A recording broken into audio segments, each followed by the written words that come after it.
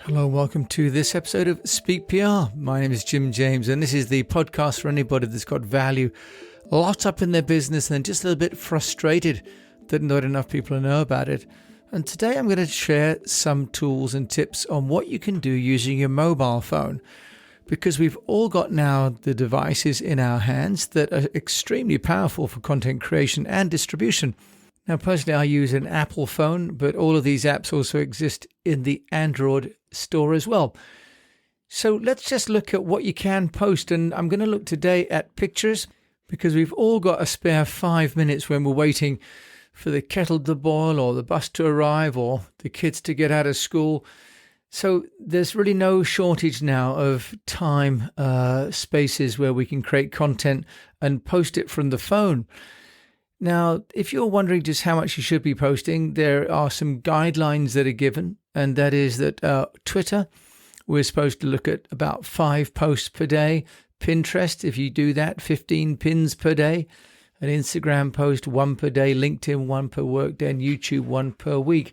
Those are a guide that are given out by people like HubSpot, but there's no reason not to post more. And one view is that you can post as many tweets as you like, because they last about 18 minutes. Each. A Facebook post only lasts for about 90 minutes. So the content that we create disappears very quickly. But it's also the opportunity to create content for our newsletters and for our websites, for example. So I think that there's a great opportunity within the phone to build brands and build our own authority. So let's look at how we can do that. Now, first of all, just look at the sort of content that we can create around topics. Personally, I like to think of 3 different areas. One is my personal life, the second is my professional life, and my third is the social life.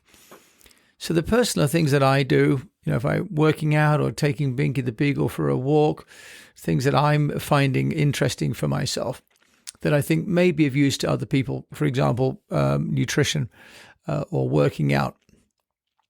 The second can be professional.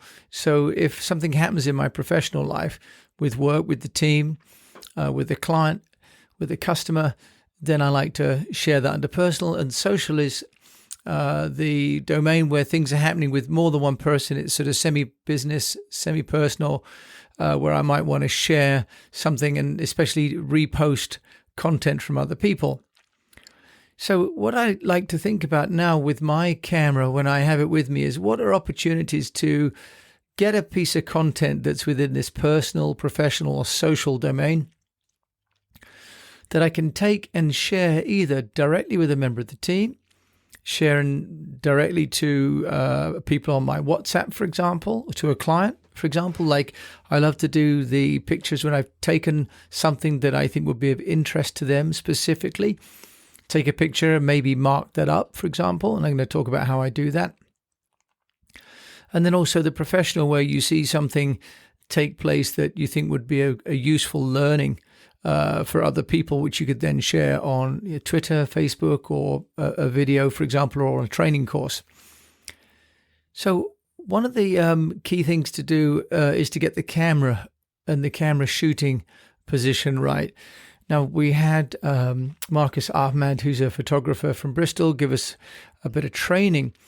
And one of the tips that he gave was to always have the grid lines on, which I hadn't thought about before. But the grid lines are just a setting, especially on the iPhone. I know in the settings you could choose effectively a tic-tac-toe. The tic-tac-toe, or the lines that go across the screen, make a very nice 9 square. And in that 9 square, what we do is we line up what we want to shoot in the top left or the top right where the lines intersect. So this is one of the first things that I learned that I was doing wrong, was that I was putting the subject matter kind of in the middle square. And in fact, we need to be putting it on the lines and where the first line in from the top and the first line in from the left intersect, or where the second line from the right and the top line intersect. So that's where the eye goes to.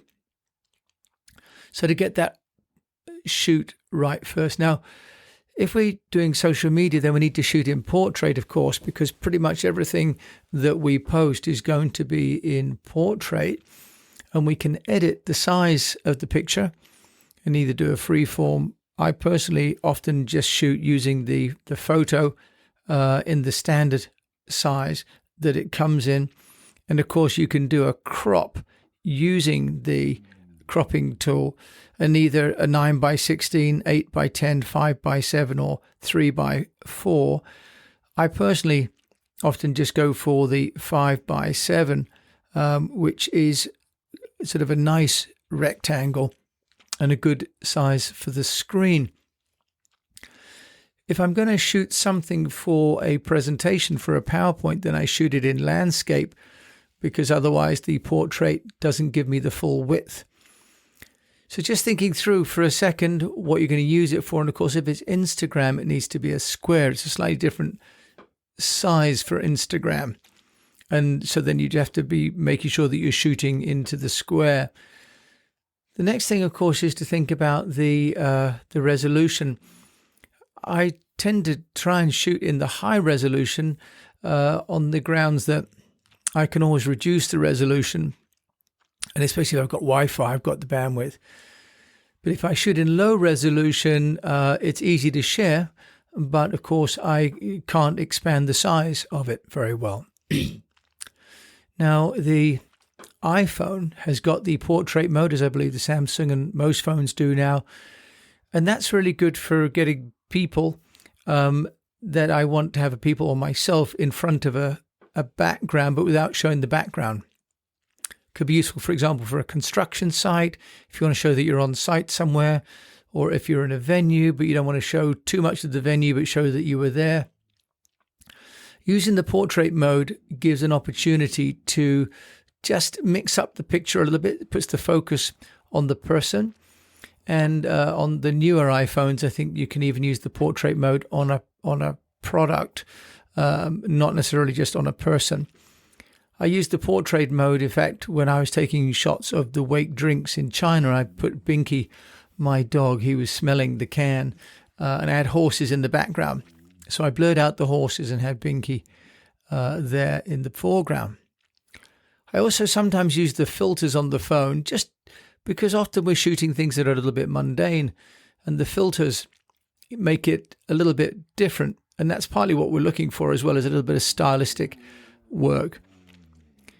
So now, if we've got the photographs taken and we've zoomed in close enough, and the lighting, of course, is good enough to be able to see the subject, the next little app that I've got on my phone is for editing. And I've got a few that I just wanted to mention. There are lots, most of them available for free on the App Store with either a paid upgrade or funded by advertising. One of my faves is one called Photofunia. That's photo and then Funia. And I think it may be from Holland because it's got Dutch scenes written in it. Now, with Photofunia, you can embed a photograph into other pictures. In fact, so you could take a picture of somebody or something and then put that picture of that person or that logo, for example, on the side of a building in Manhattan, or an artist's painting on the side of a street, as I did with a child's birthday party invitation. There are 618 effects in all, and then you can export those pictures to PDF or PNG, so you can then use them, for example, in social media posts. I really like that, and I've used that on a few occasions, including taking, for example, a photograph of a couple of people speaking and putting them on the front cover of a newspaper, because it also enables you to edit the headline on the newspaper. And that's a really nice one. A couple of guys sitting on a park bench reading newspaper with your photograph embedded on the front page with your headline. Another one I like to use is Snapseed, because it allows me to change the image itself by adjusting the filters. There are some 33 tools. So I can adjust my often bad photographs. It allows repairs on the photograph, some little retouching. I can make them look vintage, but I can also add text and frames, which I like a lot. It's useful and it's free. You can upgrade if you like to, but I found even the free app gives me enough to export images to my social media, either one by one, or I can export to an aggregator like Buffer or to Zoho Social or HubSpot, or send it one-on-one, for example, to my WhatsApp or my WeChat. So I like Snapseed, and often I'm amazed at how much we can do just on a small phone screen. One that I like for making a montage is Instamag. And Instamag is good for just cropping pictures and dropping them in, for example, to have 2 or 4 or 6 or 8 pictures together in random picture frames and adding text with them. You don't do a lot in terms of the photo filters, but you can crop. So if you've got, for example, a number of different aspects of a building that you want to show, or I used to use it with Morgan. I take a number of different elements of the Morgan car and embed them to make a montage, and then share that, and then put a headline over the top of that montage, and that makes it a really nice piece for then sharing out. Another fun app which I like is called Instatoon, and that's Instatoon, and it renders photographs in line art with filters, including original. So what it does, it takes a normal picture, which you can either take into the app or open up your photos, and it will then do a line drawing of that photograph, and you can change the granularity of it, and you can then change the filters. So it has some standard ones like Venice, Paris, Tokyo, which changes basically the hue of the what effectively becomes a cartoon, makes it with different colors. You can also upgrade for just £4.99, and then you can add cities like Beijing and Berlin. Why those are part of the Pro and not the standard, I don't know, but I guess they had to make the Pro version. Now with these, you can also adjust the canvas, so you can make it more or less granular, make it look like it's on a sort of a satin finish or more of a rough finish.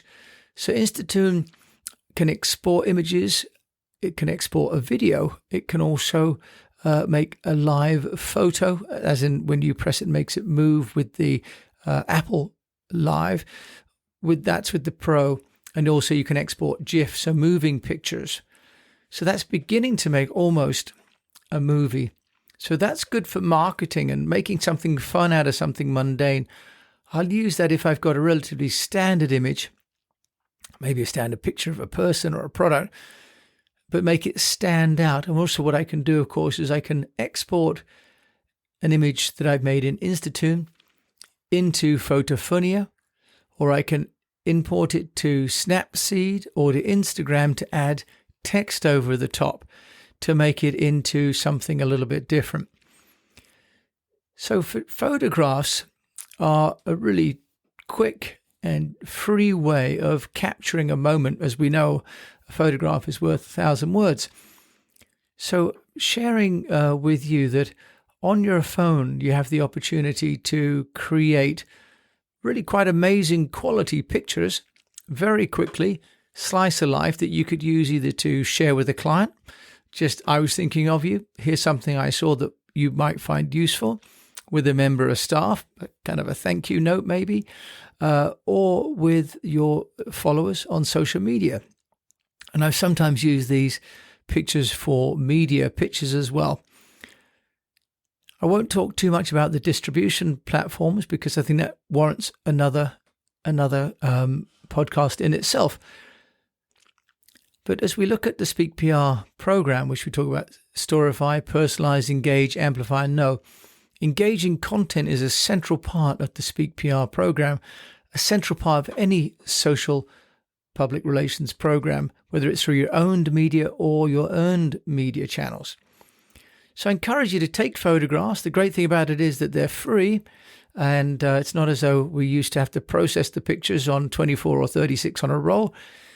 Take pictures, crop, have fun, and get some excitement going, because pictures flowing freely through your social media channels will increase the frequency and also show that you've got a sense of humor, that you're involved, you're engaged, and people could well share your images if they're cool, and that helps to amplify your content.